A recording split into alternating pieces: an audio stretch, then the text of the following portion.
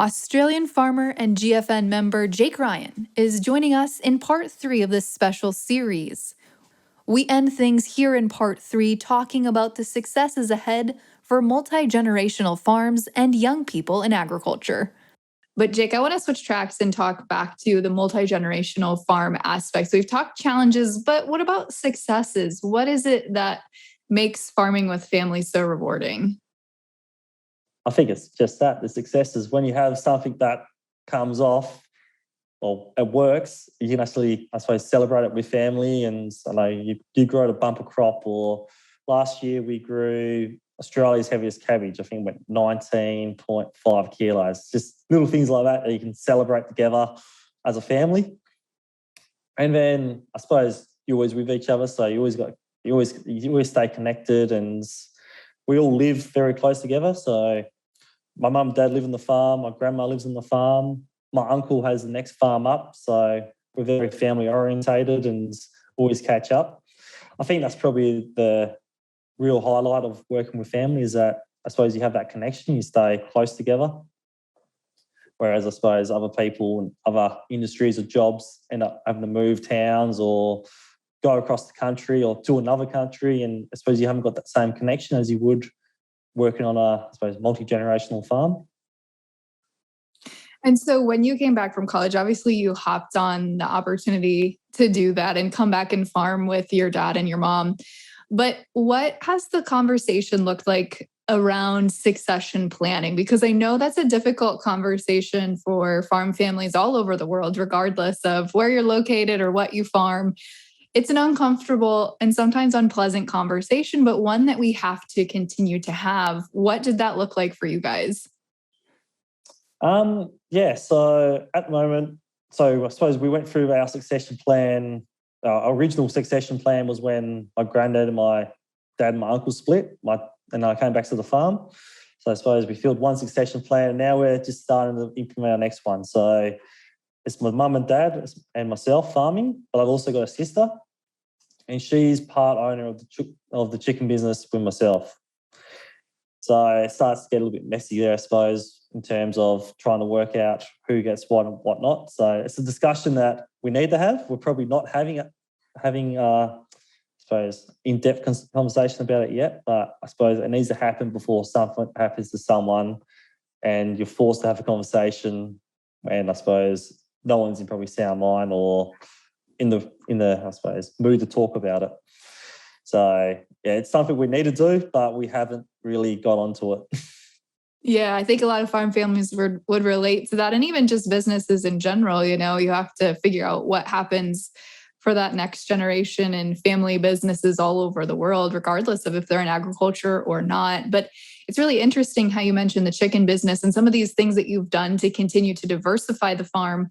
Was that solely the need of you wanting and your sister wanting to be able to stay continued and involved in the farm? So it needed to have more revenue flows to support multiple families, or why the decision to do some of these extra things? So the chicken business originally started, like I was saying, straight after Joel Salatin. My dad and my uncle started it. And then the farm split up. My uncle actually ended up with the chickens. And after about 12 months to 18 months after they split up, my uncle decided it wasn't for him. He didn't really want to do the chickens. So he offered it to myself and my sister. But actually, he offered it to Dad first, and Dad's like, maybe he offered it to Jake and Kayla. Kayla's my sister. See if they want it. So me and my sister had a sit down, had a chat about it, and decided, let's try it. So when we took over the business, we had about 600 chickens, and we've grown that out to 4,500 chickens. So, and the business is going well. So far, so good. But yeah, I suppose it's now another conversation we need to have in terms of the farm, in terms of succession and where we go from there, kind of thing. But yeah, it is all about trying to keep family on the farm and do it together. Absolutely. And you guys also started doing some agritourism within the last couple of years.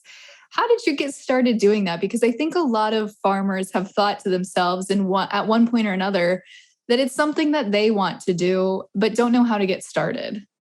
wasn't really expected. We didn't really go out searching for it. So the local town, Manchmup, got offered funding by the state government, and they called it a super town. So, and they put it towards a regional brand. And they've sort of copied how, I'm not sure if you heard of Margaret River, but it's a big wine growing region in Western Australia. I sort of try to look for a regional brand similar to what they're doing that will be recognised nationally and hopefully internationally. So Southern Forest is what they called it, generally Southern Forest. And as part of that, they started agritourism to try and get tourists to the town to, I suppose, bring in money to the local community and also drive awareness about the local produce grown here. So we were one of the farms selected to do the agri-tours, the tours.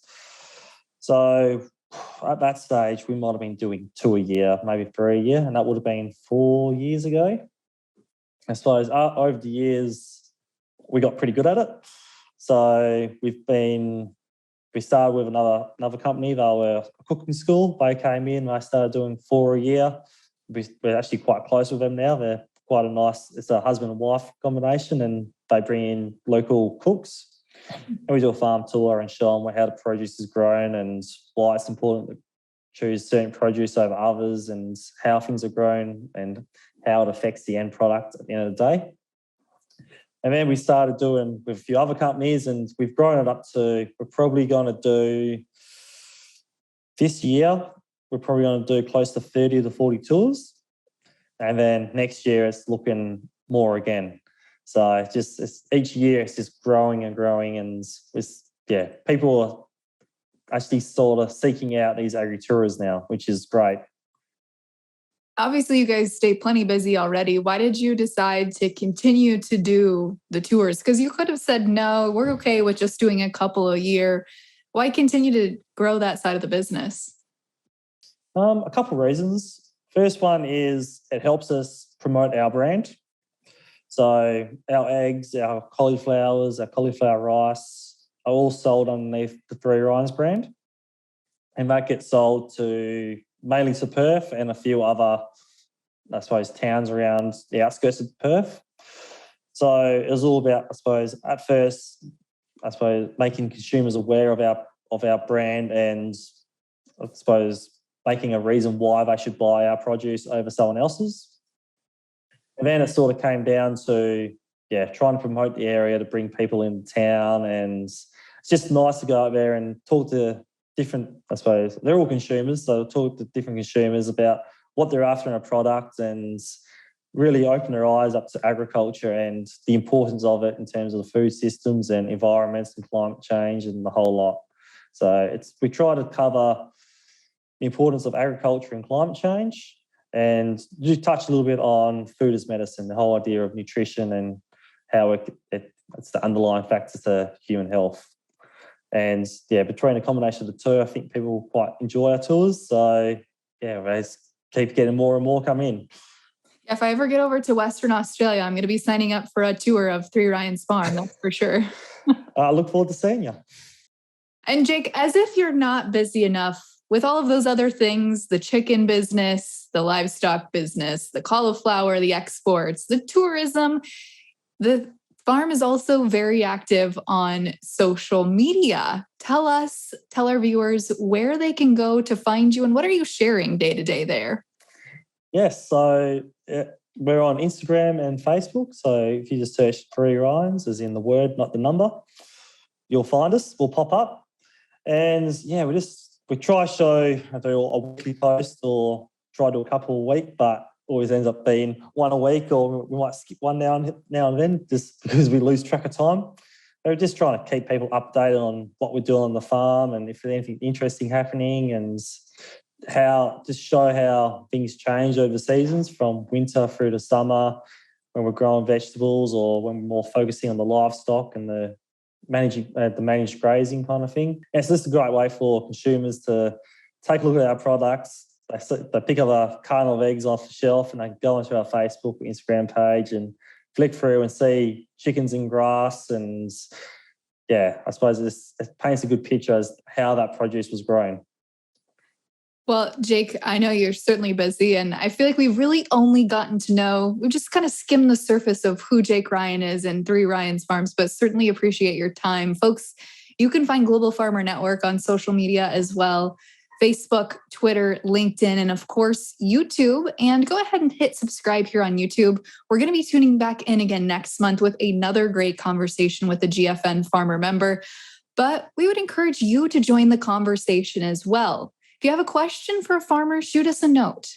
Until next time, Jake, thanks again for joining us. We'll see you guys back here again next month. Well, thank you very much for having me.